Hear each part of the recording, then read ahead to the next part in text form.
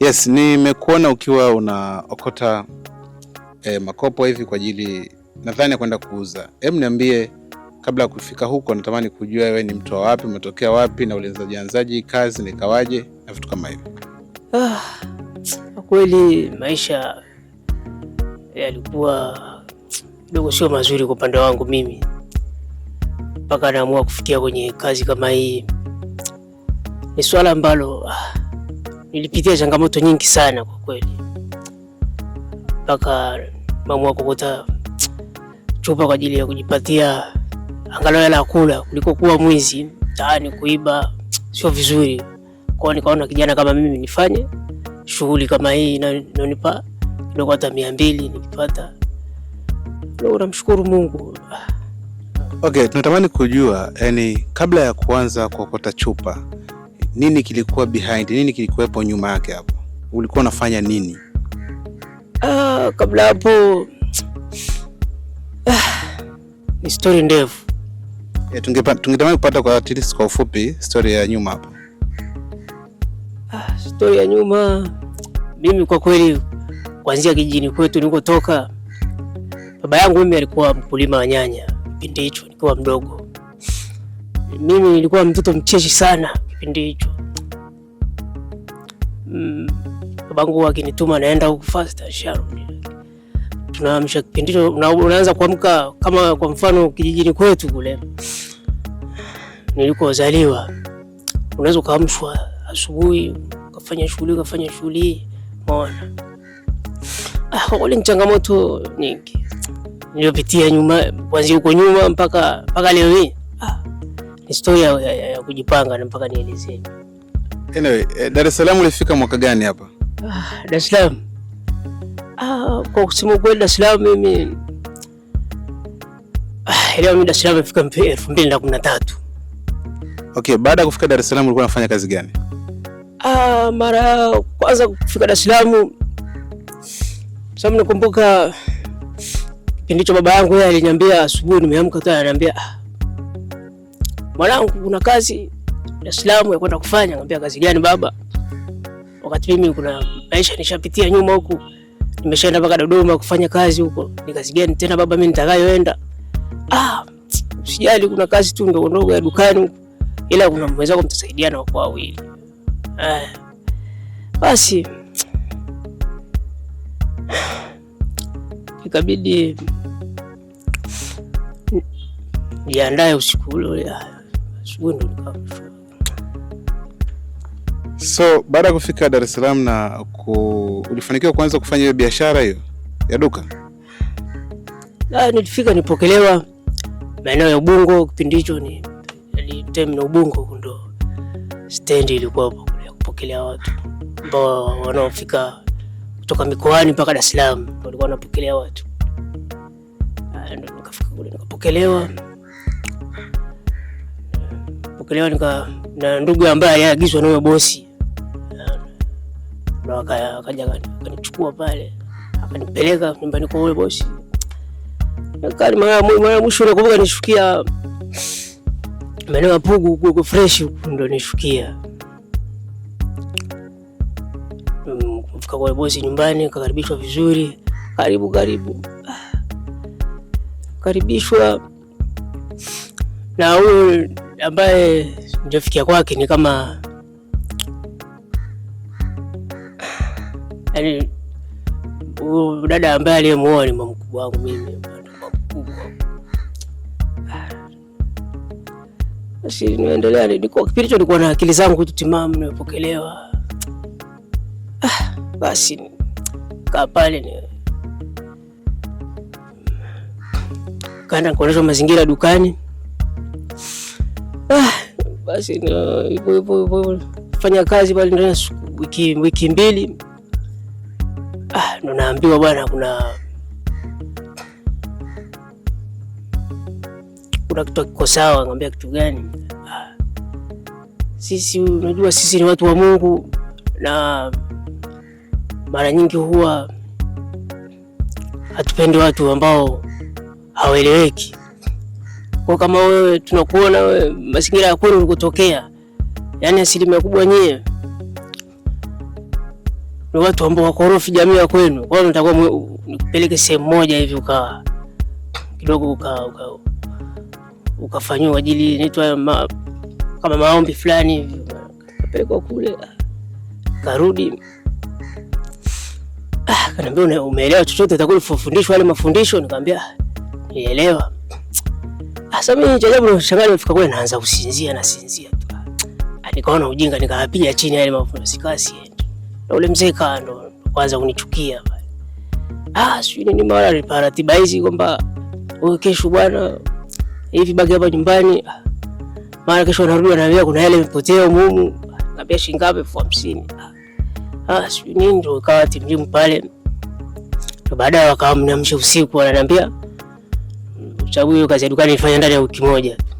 Ndio ananiambia wewe bwana inabidi urudi kwenu kwanza uangalie mazingira na kaje. Kile kaza mwisho nifika stand ule nikabadilisha maamuzi mimi kama mimi. Kilicho bado chali kabisa. Nikabadilisha maamuzi ndio wale wakaning'ang'ania wale. Wewe utaenda wapi? Dar es Salaam kubwa hii, mdogo wangu utapotea. Nikamwambia sitopotea. Mimi nitajua ninakoenda. Hapana. Yule kijana nilikuwa naye kwa anasitikiza ndo akapiga kelele pale wakaja watu. Nataka kuniingiza kwenye gari kwa nguvu. Nikamwambia hapana, mimi siwezi kwenda. Mimi nitabaki hapa Dar es Salaam. Kwa nini niende? Basi ndio hivyo. Kabidi sasa wanitulize pale, wanipeka kituo cha polisi pale kwa ajili ya usalama zaidi pale. Wakanitoa pale kwa kaa chini, nikakaa chini. Nikatulia. Nimetulia na polisi wanaandika kwa kubisi kila sehemu, nikachomoka nje. Nikabidi niwakimbie wale. Sasa ule ndugu yangu alinisindikiza ndio akana mara mimi kunikimbiza. Simama hapo kuna baba nyumba atakaongea na wewe. Ndio nikasimama. Shida nini? Akaniambia wewe shika tu ongea naye kwenye simu. Akanipa simu nikaongea naye. Hello. Bwana vipi? Nikamwambia safi tajiri. Vipi tena ndugu yangu, mbona kama utakwenda nyumbani afu utaka kuniharibia mimi na ndugu zangu kule? Nikamwambia sikuharibii mimi. Nimeshaamua tu nitakomea hapa Dar es Salaam nitatulia. Sasa itakuwaje?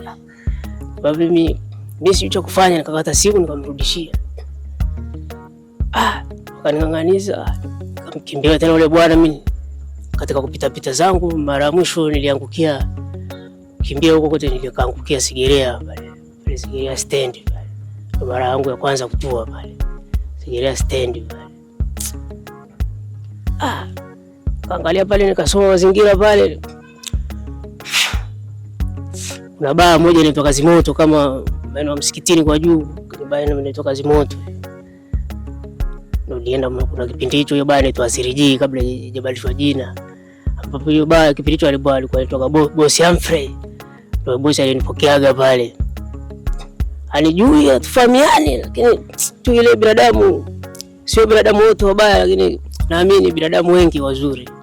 Ndio akanipokea pale. Shida nini? Sababu mimi nilikuwa masaa matatu tunaranda pale kwenye ile baa. Naenda huko narudi kibiki changu kipo hapa kidogo cha kishikaji. Vipi mdogo wangu, mbona kama ueleweki meno haya? Nikamwambia wala safi. Anambia bwana mimi nataka nikusaidie, maana unaona wewe tunataka unieleze imekuaje mpaka uko hapa. Nikamweleza bwana mimi ndo kama hivyo. Nilikuwa nakuja kwa ndugu zangu huko ndo nikapotea. Sababu ningemwambia ukweli wote ule angenibadilikia. Basi sawa, mimi nitakupokea. Nikabidi nifanye kazi pale Mwagia Garden, Maua Garden. Unaamka asubuhi, unafanya usafi maeneo ya pale kwenye ile baa, usafi huku na huku. Unaona? Basi yani dada tulikuwa tunasaidiana naye ambaye alikuwa ananifundisha hiyo kazi.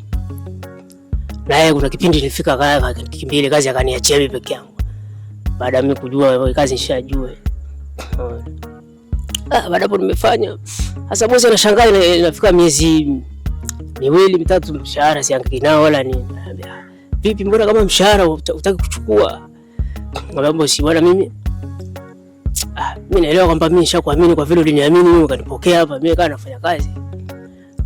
Wewe ni kama ndugu yangu au baba yangu. Kwa hiyo mshahara siku nitakaohitaji mimi nitachukua kutoka kwako. Basi poa, basi sawa. Ndio kufanya kazi ndani ya miezi 3 pale. Nikamwambia bwana bosi, mimi nataka niondoke. Mimi muda wangu kufanya kazi hapo umeisha. Basi uendelea kufanya kazi, mimi nitakutafutia mshahara wako. Nimefika wiki sioni mshahara. Nasema basi sasa mimi nitamsumbua, ngoja niangalie kwanza siku 3 zikiisha kama atanipa au la. Kwa siku 3 zimeisha pale hajanipa chochote. Mimi nikatoka goma kabisa kufanya kazi pale. Mimi kazi siwezi kufanya hapa kabisa. Unaona? Basi naomba uondoke hapa. Sasa nikajiuliza, kweli uwezo kaacha kazi, utaona tabu kupata ile kazi tena. Nikabidi nikajikongoja siku. Kaenda kwa mzee mmoja hivi eneo ya Sheli. Pale kuna hiyo bao, pale Sheli kwa mzee mmoja. Kipindi hicho sasa hivi marehemu naye. Alikuwa anatoka mzee Bonge. Mzee alinipokea pale. Paka ile jina anaitwa White ndio yeye alinipa hili. Basi fika pale yule mzee akanipokea. Kwa kweli nilifanya kazi sana kwa yule mzee pale. Fanya kazi sana pale. Na ulifanya kazi kwa muda gani? Pale. Yule mzee nilifanya kazi kwa sababu pale alinipokea kama mwanae. Akaniambia wewe ni mwanangu, mimi nimekupokea. Unaona? Na isitoshe kazi ile kupo hapa. Mimi nitakufundisha mpaka utajua hii kazi ni ujuzi na itakusaidia wewe kwa maisha yako wewe. Unaona? Ilikuwa kazi gani? Kwa kazi ya kupika chips. Ya kupika chips. Nikumbuka mara kwanza naanza ule mzee alinifundisha, akaniambia huu ni ujuzi huu. Sio ni kazi kama hii, huu ni ujuzi wako. Hata kwa baadaye unaweza ikakusaidia ukiwa una shida sana, ikakusaidia kwa baadaye. Wewe sasa hivi ni mtaalamu sana kupika chips. Pale nilifanya kazi mara kwanza nilifanya kazi pale, akanifundisha namna ya kupika chips. Unaona? Namna ya kuchemsha kuku au samaki. Unaona? Nimekaa pale ndani ya miezi 6 nimekaa pale. Ndio nikaona changamoto za pale. Kabla hatujaendelea, uliweza kumaster huo ujuzi wa kupika chips au kukaanga chips, samaki na vitu kama hivyo? Huo ujuzi nilijua kidogo, sio sana. Kwa hiyo sasa hivi unaweza kuanzisha banda lako la chips bila shaka? Sasa hivi ukipata mtaalamu wa mimi utasimamia, sio mbaya. Lakini ilibidi baadaye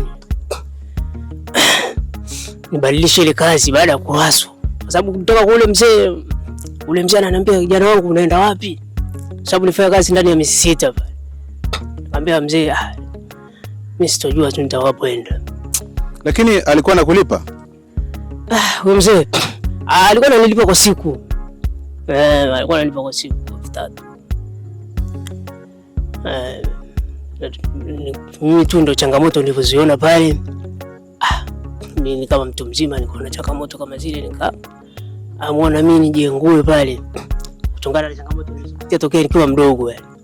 Okay, hizo shilingi 3,000 ulikuwa unalala kwake na kula kwake au kuna sehemu ulikuwa umepanga?